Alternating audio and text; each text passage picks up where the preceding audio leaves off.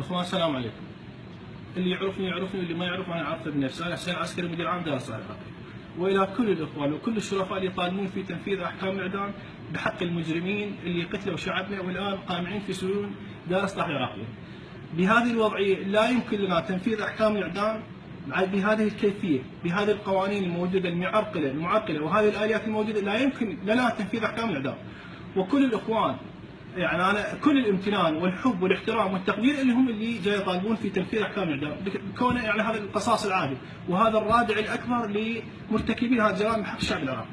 اذا ما عدلت الماده 270 من قانون الاصول المحاكمه الجزائيه وحددت صلاحيه رئيس الجمهوريه في فتره شهر، لا يمكن لنا تنفيذ احكام الاعدام، ونبقى في دوامه المعرقلات ونبقى مكتوفي الايدي، ولا يمكن لنا تطبيق القانون بحق هؤلاء المجرمين. وتبقى وزاره العدل مضطرة لأن يعني تطعم وتشرب وتأوي وتقدم كل الطلبات وسجونها مفتوحة للمنظمات الدولية والإنسانية بسبب هذا الفقرتين.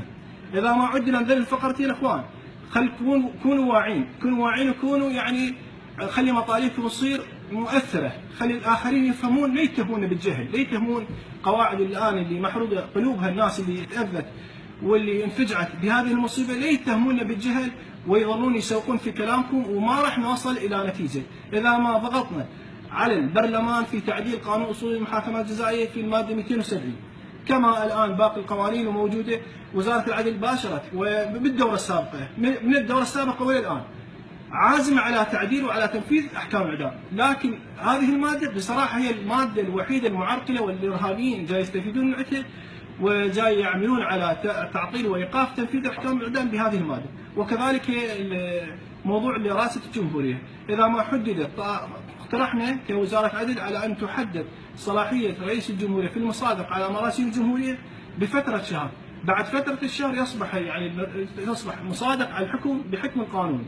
نتمنى اخوان ان تكونون واعين، وانا شارككم الراي، وانا التزام مني اذا بقى ارهابي واحد بعد تعديل ذن المادتين، اذا بقى واحد ارهابي واحد في سجون العراق انا اتحمل المسؤوليه وانا معدل المكان، خلي الشعب انا يحاسبني. اذا بقى ارهابي واحد بعد ذن المادتين، بغير ذن المادتين لو شلون نسوي ما راح يصير حل.